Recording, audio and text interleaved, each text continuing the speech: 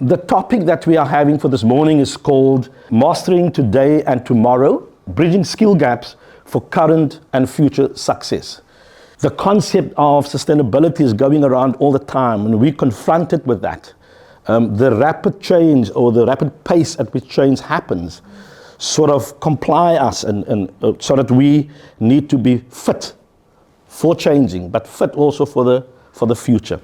We understand that you are clients and we want to engage with you, and this topic came from such engagement where our clients are giving us feedback and saying, this is an area where we really need some input into, maybe share some ideas, etc. So this topic of this morning, we're hoping will help you in your respective organizations to look at how you can continuously develop, and I almost want to use the word, and keep your people future fit.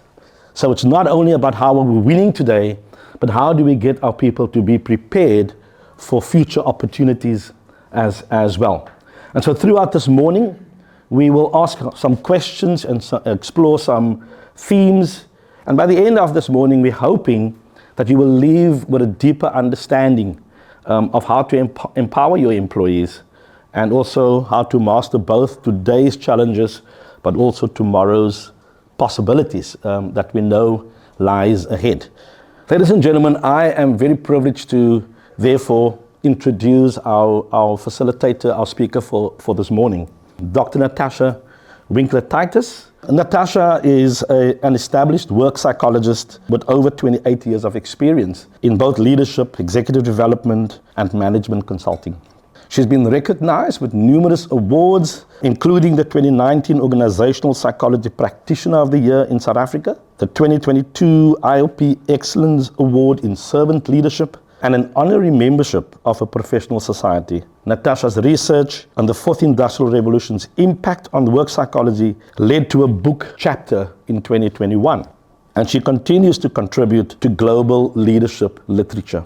She founded Signifier, is currently a faculty member at Stellenbosch Business School as well as at Executive Development, and serves in various leadership roles, including the past president of the Society for Industrial and Organisational Psychology in South Africa, and also the Southern Africa chapter leader of the Africa Academy in Management. Your hands in mine as we welcome Natasha Winkler-Titus. Thank you so much, Kevin.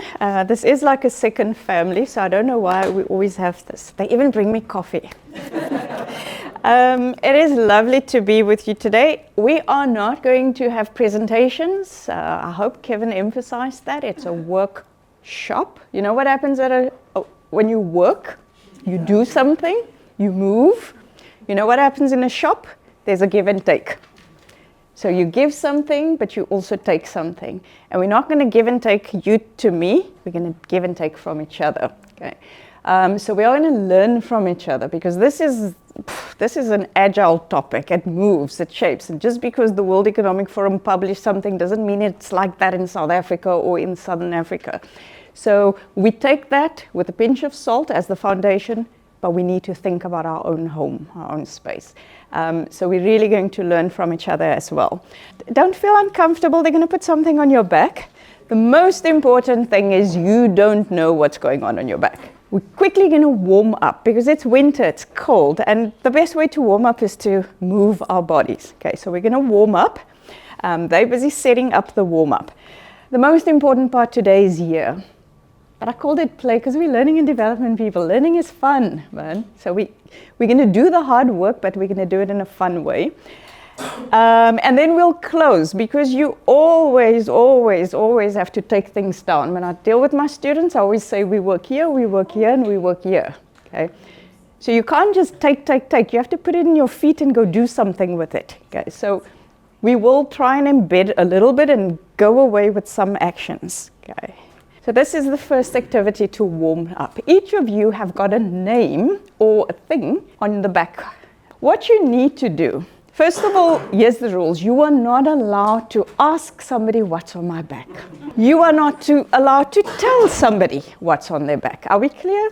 You can move around and ask people questions. The way you frame that question can only have a yes or no answer. So you will ask something like, am I food? Am I a person? Am I a character? Or am I something else? Just in the interest of time, we've kind of given you what type of pairs are there. So these are things that naturally go together. You need to go, first of all, figure out who you are, and then you have to go find your partner. Simple, right? 5 minutes, and if you don't have a partner, we'll deal with you.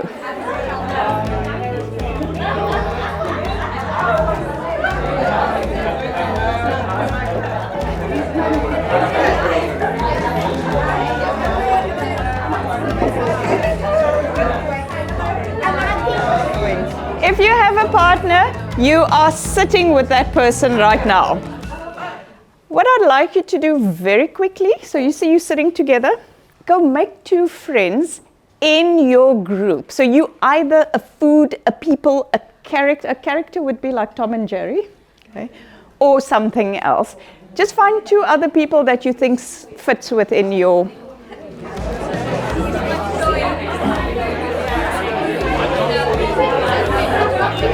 Okay, so take a seat.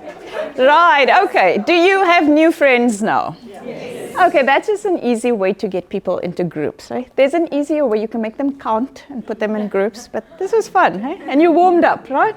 We're going to do something else. Now we're going to start dipping our toe in the topic of discussion today. So where's the Alfies? Our next warm-up is, we're going to give each of you a quote. It's a quote per group. In your quote, as a small team, read your quote. Then immediately, each person just share the first thing that comes to mind. So don't overthink it, don't analyze it, don't worry, this is not poetry 101. Just the first thing that comes into your mind.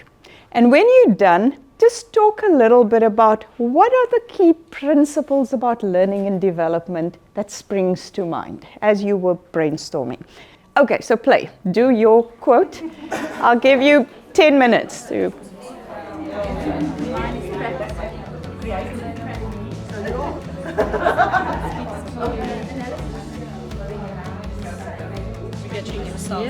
Getting out of your seat. It's sometimes embedded in cultures, can be punitive. The license to take time and for leaders to accept that that is the right way. Obviously it's.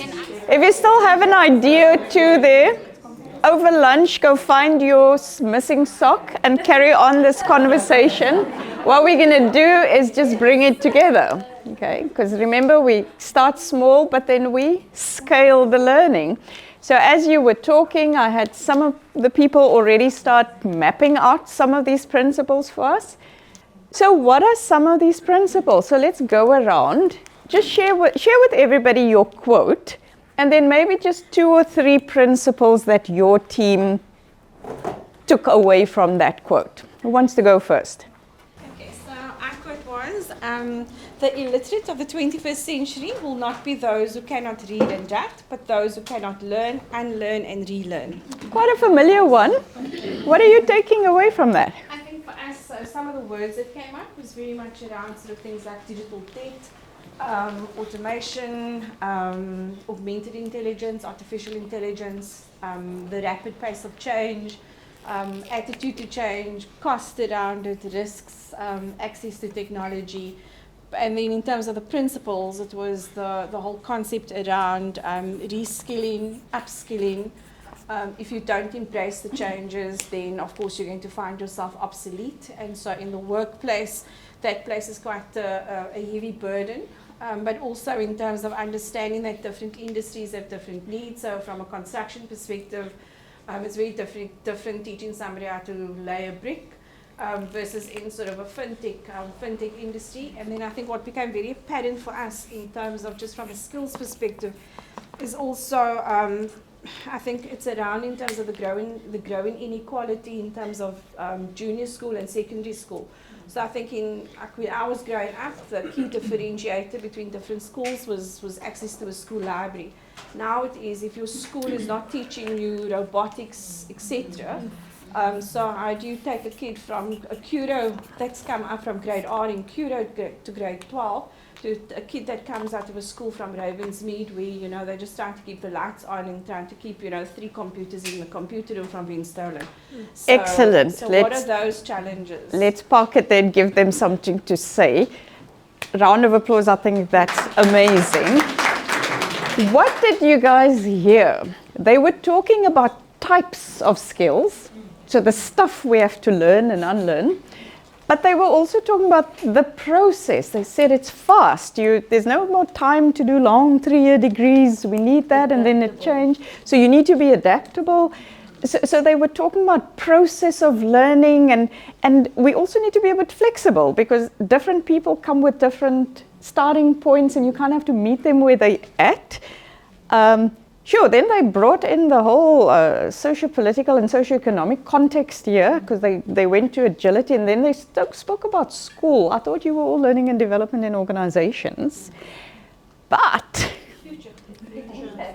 how does it impact the workplace of tomorrow and even the workplace of today? Okay, so we can't divorce ourselves from the context. Okay. Now, and we don't need to unpack it just yet. We've recorded everything, but do you see how, and you thought you're learning and development, but now you're a politician as well. And you're an activist as well. But you cannot think learning and development if you don't touch on all these principles. So what does this whole equity thing mean for you as a learning and development professional? On the one side, as you said, the future, right? Okay, so we think about the future. What else? What other things? This whole inequality. We spoke about it earlier, Rodney, and we spoke about access to formal qualifications. There's a lot of people currently out there that do not have the piece of paper. Doesn't mean they can't do the job. What does that mean in terms of their prospects and their they may not be the future, but they're still kind of the present. Okay. Another team who wants to share some insights with us? There we go. The quote is, it's the mark of an educated mind to be able to entertain a thought without accepting it. All right, so what we got in immediate words were resilience, respect, adapting, neutral, analysis. There was quite a few words there. Open-minded, let go, open-ended, reflection, non-formal, and reassessing. If you look at the principles we got out of that is constant evaluation. I mean, it talks for itself. Pureness of assumption, agility of the mind, and curiosity, which is always the learner. So that is what came out of our session. Wow. Thanks. Yeah, that's one of my favorite, well, all of these are my favorite quotes. So here's a scenario. I'm also in the learning and development game, right? Kinda. Okay. So I have a formal program. In fact, it's tough for us. I like Ed because we're a lot more agile in Ed. We create solutions to the real needs.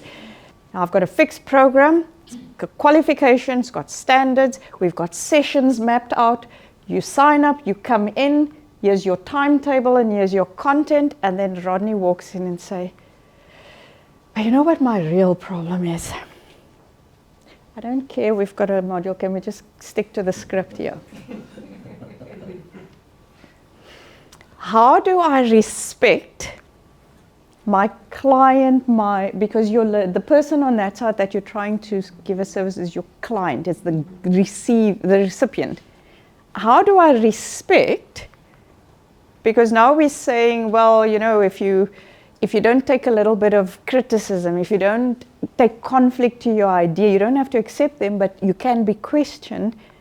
Somebody coming in and say, thanks, Kevin, this is really a lovely program. You guys have thought through everything.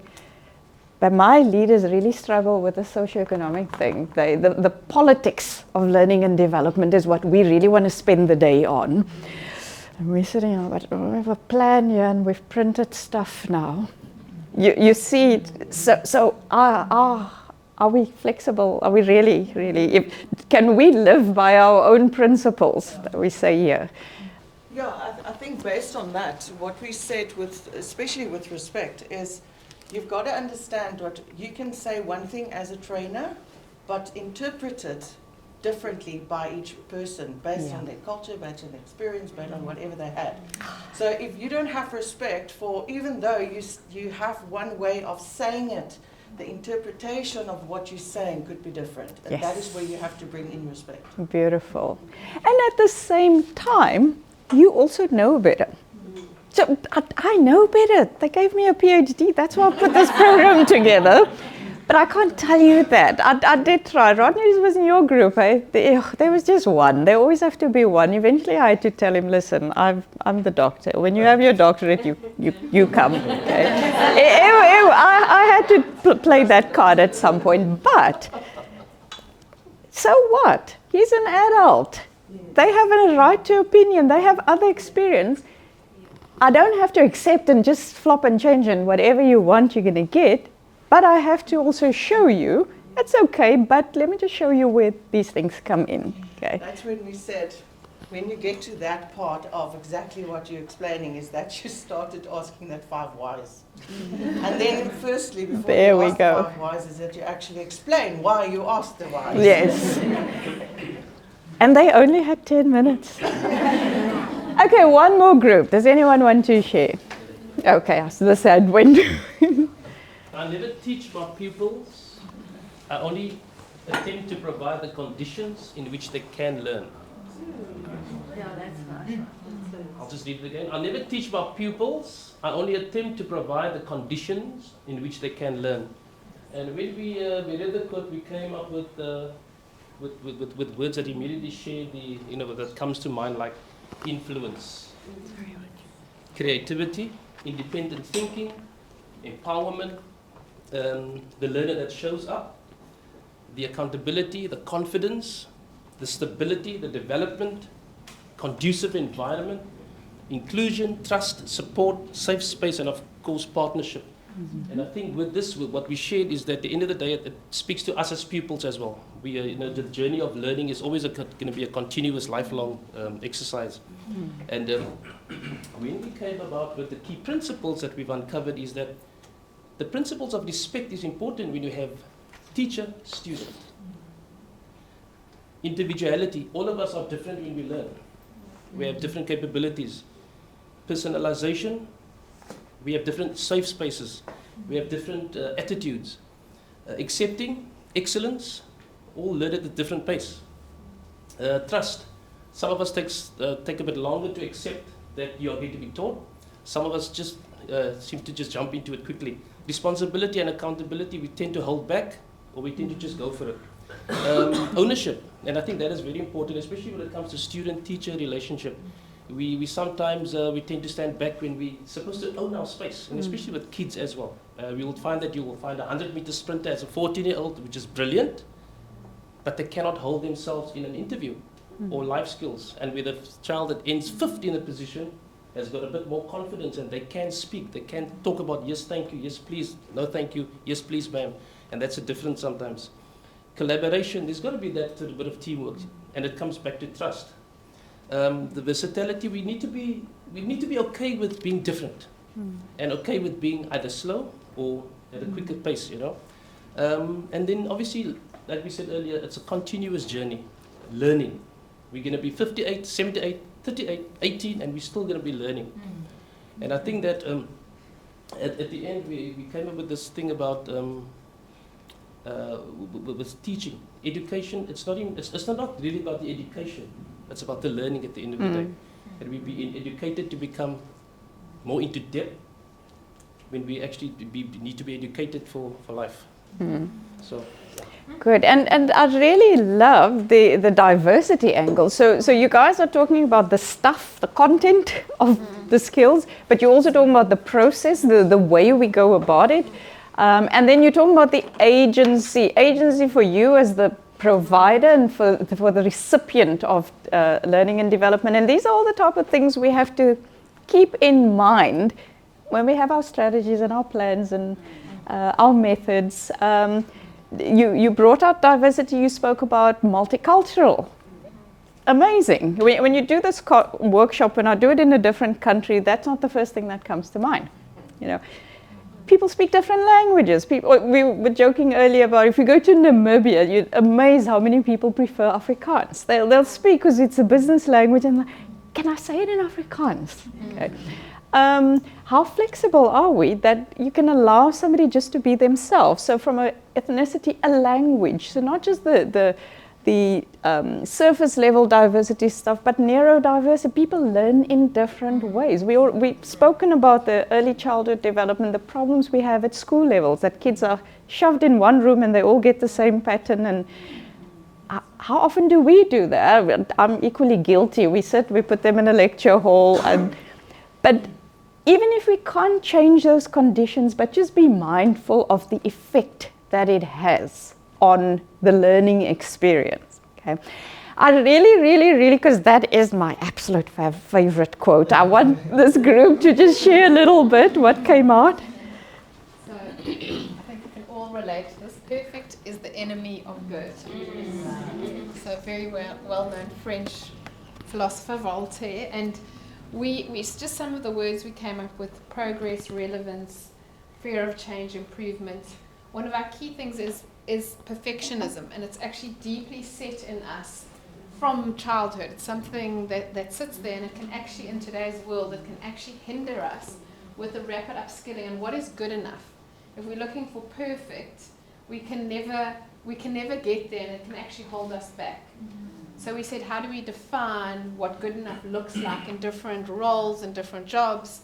And also, it's got quite a strong psychological feel to it, because it's being comfortable in your own skin, that you're okay with doing action and getting feedback. So that's something that came up, is that inertia. There was a phrase, inertia. Active inertia, that's it. Because you're not perfect, so you stop yourself and you hold yourself back, and you're not going forward and you're not getting feedback. And I think if you look at any kind of entity or any kind of team that's really moving forward, is they have action and they get feedback, and whether it's right or wrong. And that's also how startups work and why they make such progress, because they're learning on the job. And we also tied it back into the growth mindset. So yeah, we had a lot to say, but I think those are the key principles. Yeah, and you see when you start unlocking, because I think I kind of just got here and Deirdre said, oh, this is deep. And then they went fluff, and I came in, I'm like, perfect is evil, it's psychological, go deep. But you can look at one thing once and then have some ideas and come back to it and have more ideas. And every time you go the 5 whys, you go deeper and deeper and deeper. And imagine how beautiful it would be if we design learning and growth experiences and cultures and conditions that touches on these principles continuously, because they move, they change, the world moves, it doesn't get stuck. I'm not going to spoil this by going to the practicalities. In real life, you have to have a plan. You have one room. You have condition. You have only so many trainers. Okay, but it's always good to start there, to dream a little, think out of the box. Do this exercise with your learning and development team when you get back. Say, hey guys, let's play a little bit. Okay, comfortable? Okay, so I'll mess you up around. I don't like comfortable.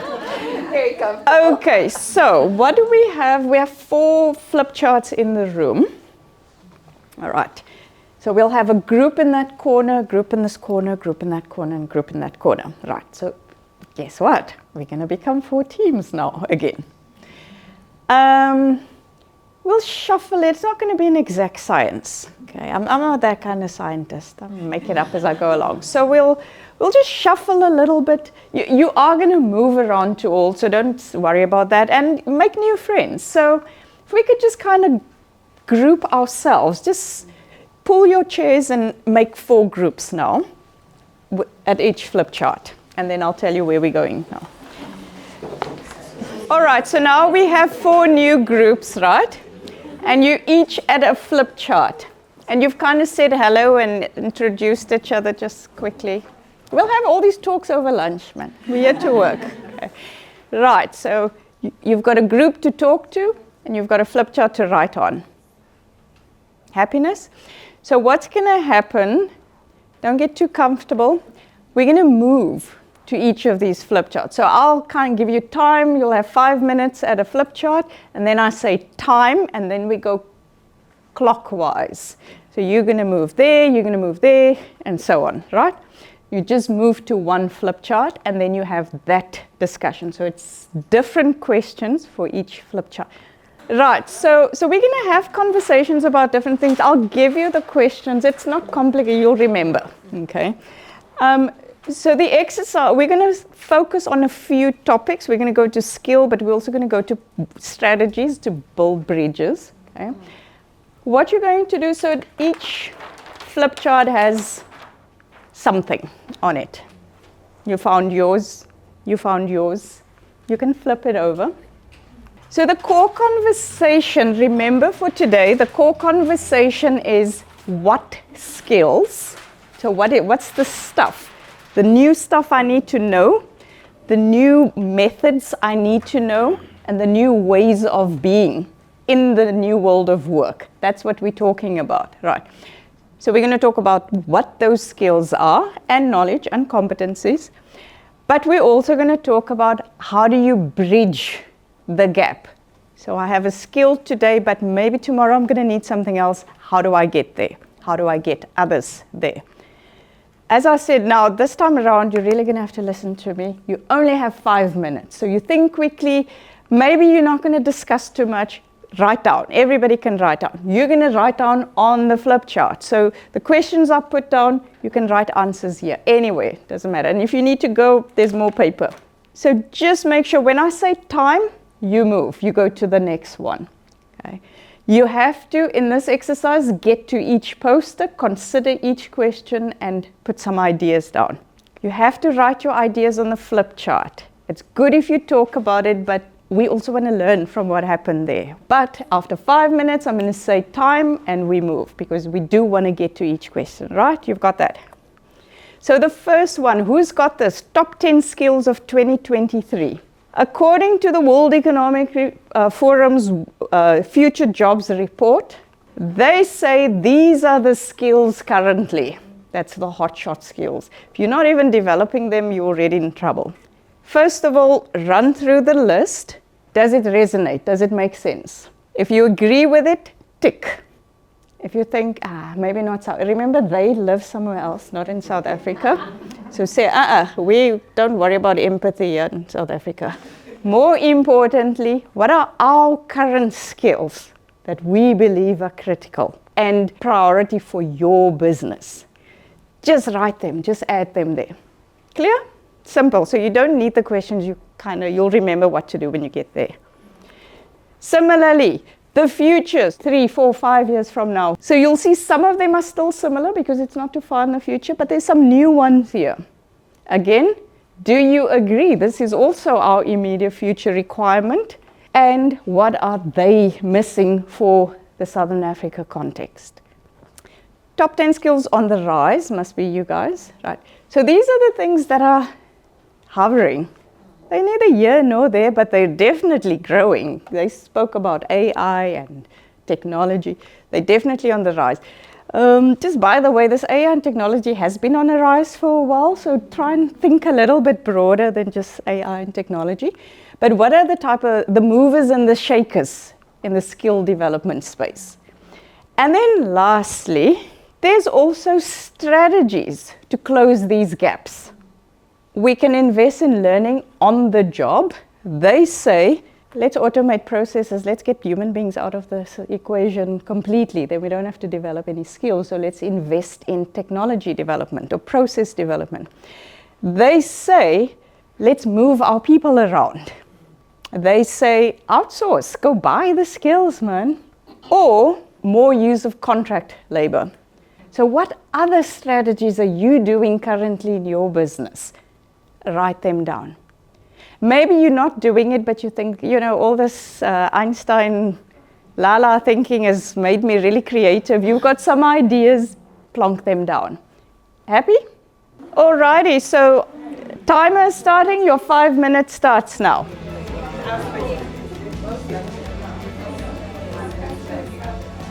What does that mean for how you lead different teams? So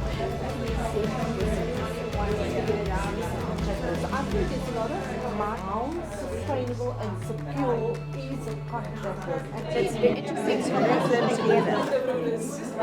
So when they say systems, Take something off.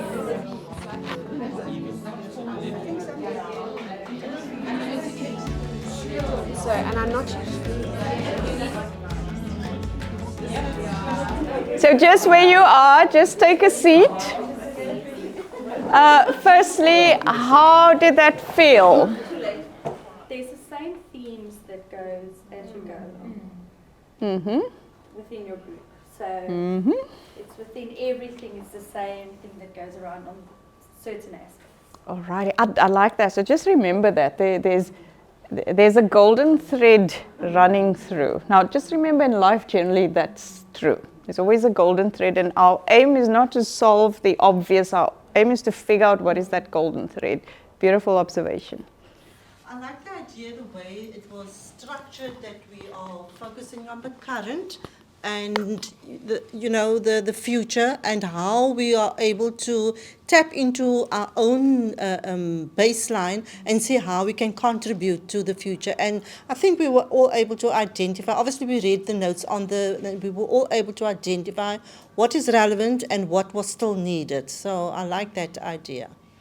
And that is why evidence-based practice is a good practice. You don't have to figure things out. There's bored people like us that just sit and do research all day, and then we write stuff up, okay?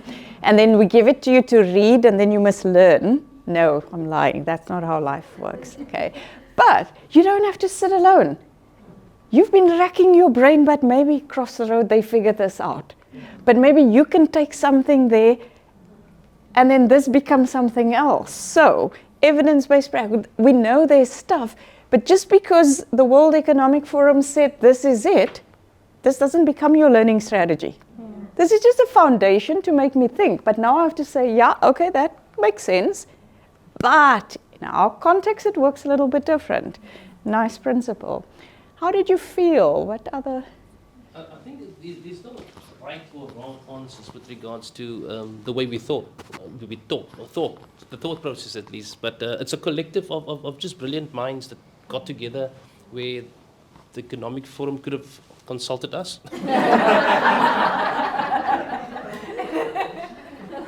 It feels to me like a little, sorry, I just came from Italy, so I've been immersed in philosophy, so that feels a little bit like I think it, therefore I am. I was just thinking, what's nice about this whole experience is the fact that you always feel you're isolated. You always feel it's your problem. You always feel that no one else is going through the same.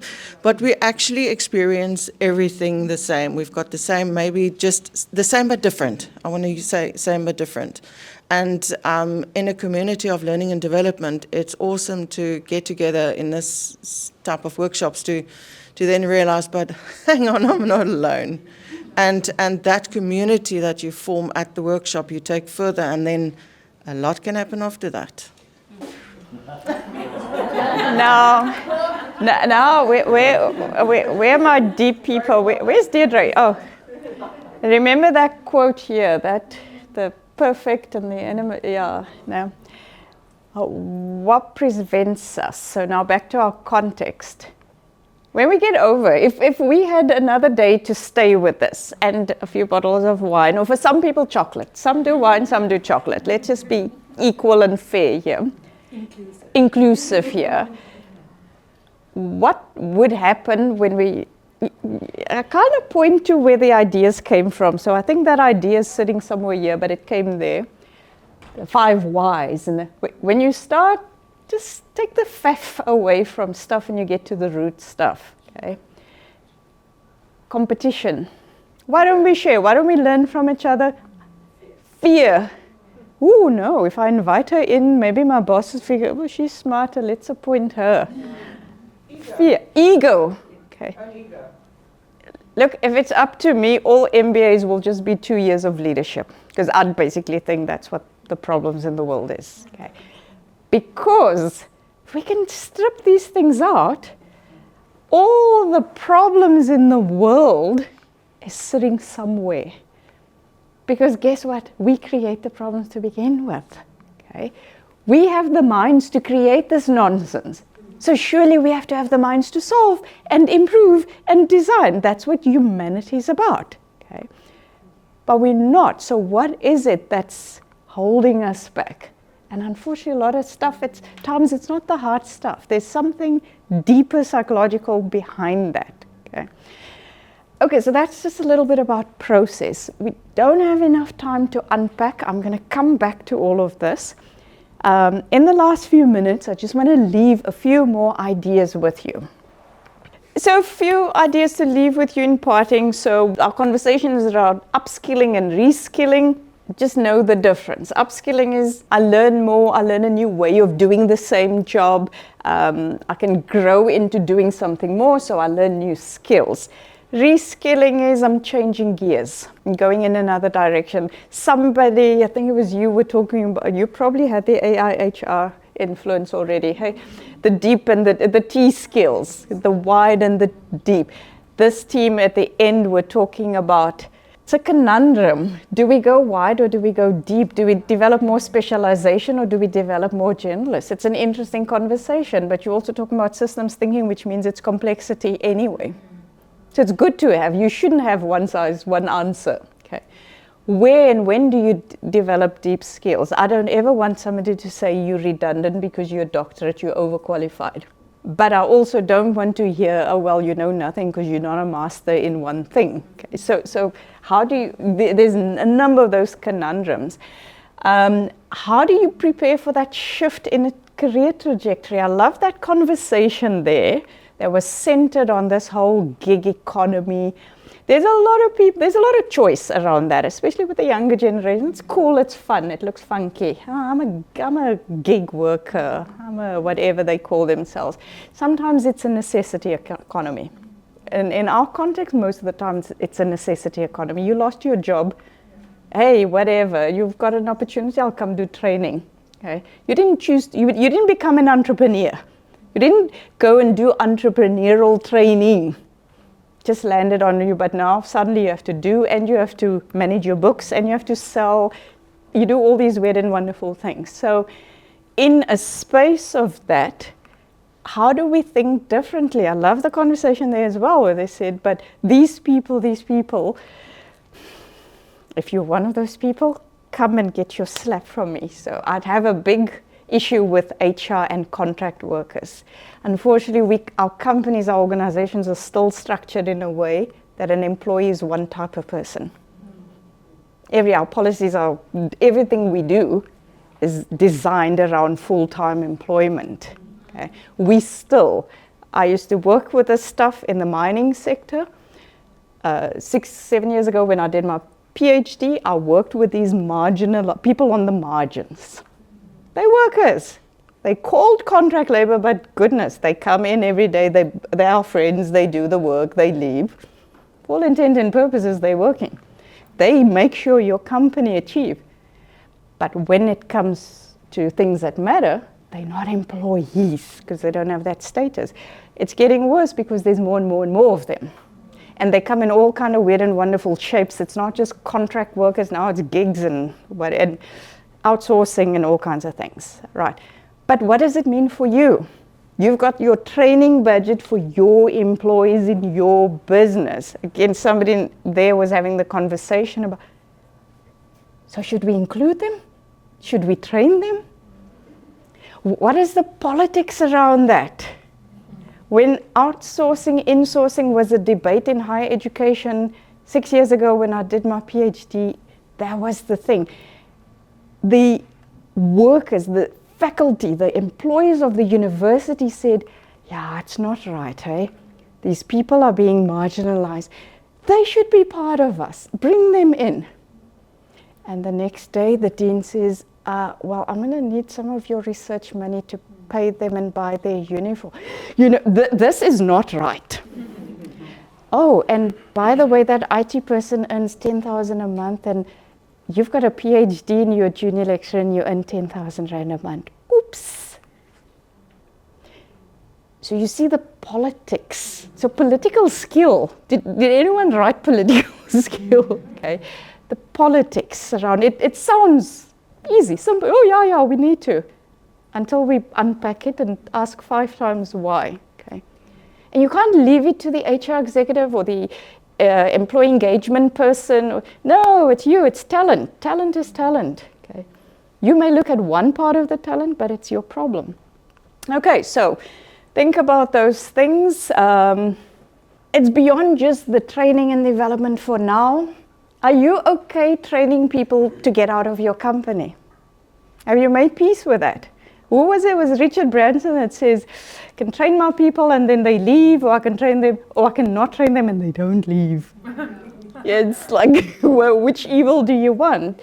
But we had it there, or in an earlier conversation, we spoke about the socio-economic and the socio-political context. What is our responsibility as business to think about that? And then decent work. We know in the Sustainable Development Goals, they talk about meaningful and decent work. Okay. Yeah, you're the learning and development people. You're not the job description people. Those are other people. Okay. But how will you influence in your business creating jobs? Creating type of work that's decent, man. Are we still sending people underground to go mine when there's robotics that can do that? So to what extent are we upskilling people and equipping them to do a decent piece of work? If your life's circumstances change and I can't come in, I can't drive into this place every day, I need a bit more flexibility, can you allow me to work autonomously, or can I resign and then contract back to you? Is this part of our strategy? And are we developing and equipping people to do that? If you've ever been dipped into Stellenbosch Business School or Executive Ed, you know about responsible leadership. If you do not, you have to stay behind for the second session. Responsible leadership is no longer, can we say, I'm a good leader because my company is profitable. That ship has sailed. We don't know who broke the world, but the world is broken. Because we don't know who broke it, we can't blame anyone. So all that means is all of us of humanity is responsible to fix this world in whatever shape or size. Which means leadership can no longer just make lots and lots of money. They have to think about how am I making that money. They have to think about the people on which I'm stepping while I'm making my money. No, man, get them out of the way, lift them up, let them share in that. Okay? So responsible leadership in the way of being, it's beyond just ethics, it's a whole different way that businesses are being held accountable. I saw somebody wrote ESG. Okay? What does that mean? There was a group here that spoke and I said, don't just think leadership development. I'm done with leadership. What about leadership? This thing called leader, how is he, she, it different? What are they doing that's different? What are they saying that, what do they need to know that's different? And how are you developing, preparing them? The Sustainable Development Goals talk a lot about decent work, but we can be better. We can go beyond just decent work. We can also think about meaningful work, man. The majority, we're not quite there yet, we are developing EQ, but the majority of people are starting to shift. Work is no longer just that paycheck, and no, people want more. They want a purpose, they want meaning in life, they want to do something that makes them come alive. Are our jobs allowing us to do that? Are you waking up every time? Like, do you feel more excited at work than, don't answer that. Do not answer that. So even beyond just the decent work, meaningful work. Like, really, come on, if a robot can do something, let them do it. Honestly, we should be advanced. We should become smart humans, not use smart technology. So we spoke about the different types of how work is shifting. It's not just full-time employment. There are all kind of variations. In the fourth industrial revolution, one of our biggest challenges is to watch out for job polarization. What is job polarization? Is there are these skills right at these manual, no robot can do that. And then there's really, really sophisticated skills. No robot can do it, but there's this in between, okay? So do you know, have you got an inventory in your company about these things? And we've seen them, it's not new. We've seen over the years how tellers have become, a teller should sit somewhere in a museum. Do we still have tellers, by the way? Who still goes into a bank? Like, really? It doesn't mean you're a bad person. It just means you can do something better, man. I'd rather want somebody to advise me about my money, not just somebody to check how much do I have and then give me the money. Like, that's why they developed ATM machines. Okay, so there's careers and jobs here in the middle that is problematic. Do you still have those jobs in your company? Do you have kids that's studying law? Have you paid attention to what they're studying? I sat next to a third-year law student on the plane the other day, and I was flabbergasted by what she's doing in class. I'm like, what do you think you're going to do that? I don't need a lawyer to do that. We've got Google. So pay attention. Do not leave it up to the unit. Do not trust us. Pay attention to what your kids are being taught and how they are being taught. I'm not to be legally qualified is not redundant. It's how to do what exactly. No, man, come on. These contracts, these policies, we can't even read them. There's no time. Somebody said time. There's no time. So what is happening to our jobs? You can't say it's not my business because we've got the job evaluation team and the job description team. They're going to send these people to you and you're going to have to train them. Best you tell them their jobs are stupid. We spoke about career. You brought out the whole thing about how to, we all human beings, man. We want to grow. Some of us grow sideways. Some of us grow backward. Some of us grow forward. Some of us want to grow up. But humanity, we tell my students, you're not a tree.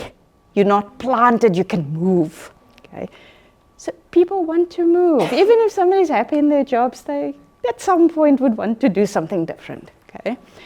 So how are we thinking about careers? So there in that space, did you think about careers and what does career mean in the new world of work? What type of things do you need to consider? Just some idea. Values, what do people hold dear? Do we have one kind of career process in your company? Or have you got agility? Do you cater for different needs? Do you know that the 50-year-old of today, they're funky, they wear sneakers. They want to travel.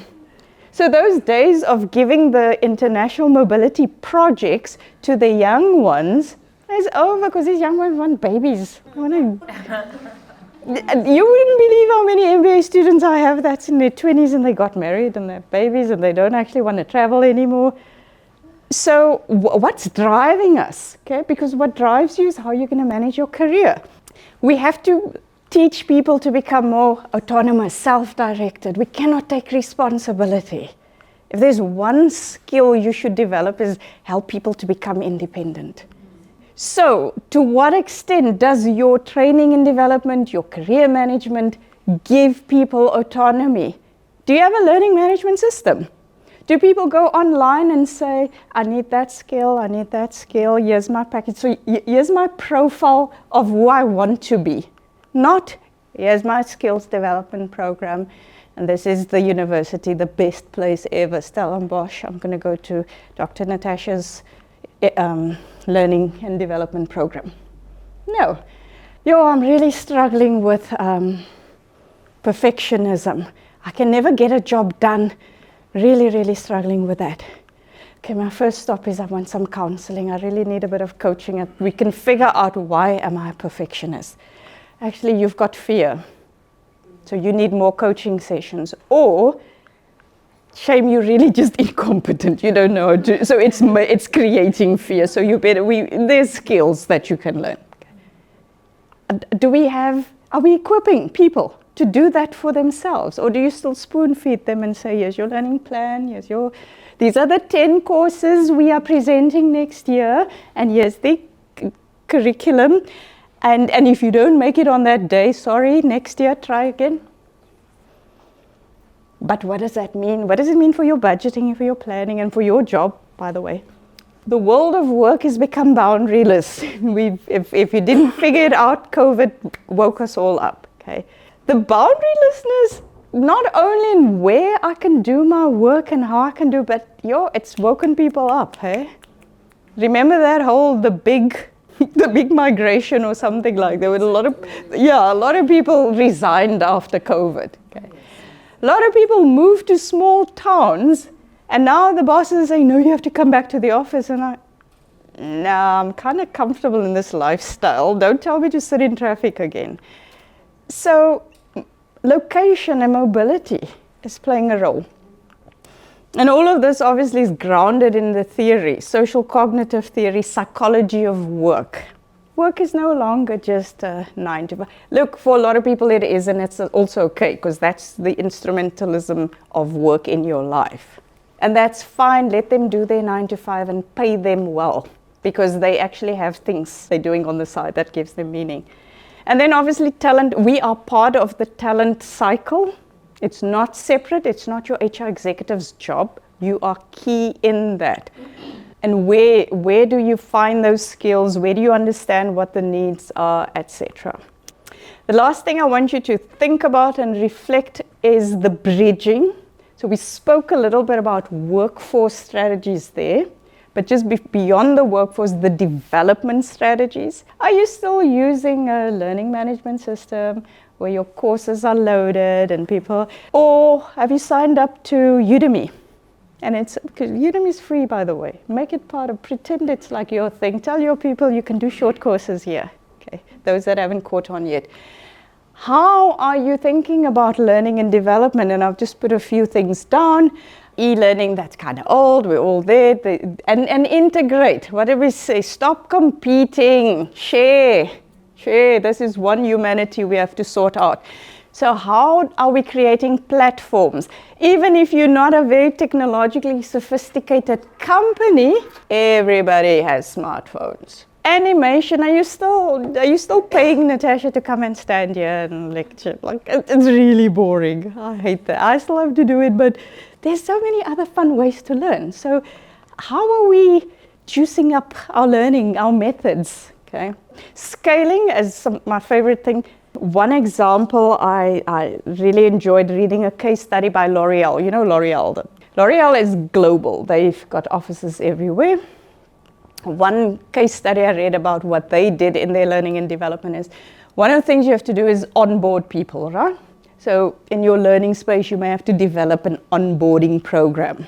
Okay, you can, it's a lot of companies are doing e-learning, it's online, people doing themselves.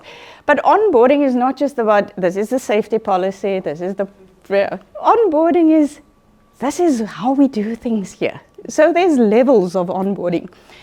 And what L'Oreal did, because they have a small learning and development team and they all kind of sit somewhere central in a head office. And they have HR across the board, but they have one person that was assigned to develop this. Now, other than to develop content for all these different sites, what were some of the other challenges that person had? And you mentioned diversity. Language. Hey, this is one, because L'Oreal is one L'Oreal. We want one brand, one culture, so we want, everybody must go through the same onboarding, more or less, okay? Yeah, but we're across the world and people speak different languages, so language already. So am I now going to pay for all this translation? What other challenges? Time zones. The way they work, we may have one culture, but there's little nuances and, you know, here in our little office, this is what we do. And that's the stuff you want to tell somebody when they're on board. So what did they do? They had a competition. They outsourced it. They scaled it. Anyone was welcome to develop onboarding material. That could be a little guideline, it could be an infographic, it could be content. You can record a session. What would you like somebody to know if they're going to join your team? When she was done and she collected everything, on that case study, she had 300,000 pieces of content. 300,000. Good luck to looking at that. But the pieces of content was like 3 minutes, between 1 and 3 minutes. Okay. Did she use all 300,000? Probably not. If 90% of that was crap, 10% was 10% more than what she had when she started. But not only did she save money and not have to translate, but it's appropriate and relevant.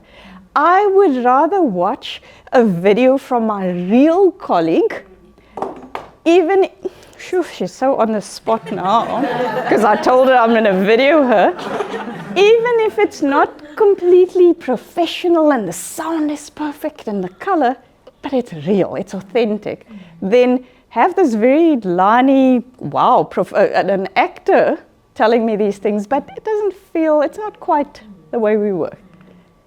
So scaling in content has become amazing, and scaling who your trainers and scaling who's developing. Okay, so in a nutshell, we warmed up a little bit. We played with the ideas. What are these new skills? Okay, yeah, we kind of okay with the World Economic Forum. There's a handout if you want the summary of this stuff. There's a handout for you. But we need to be context appropriate. We can't just think about today and we can't just think about our kids. There's something here in the middle. There's transition that's happening. While I'm worried about today, I also have to think about tomorrow. Okay? And then we have to think about how do we think differently about the workplace and the worker of the future.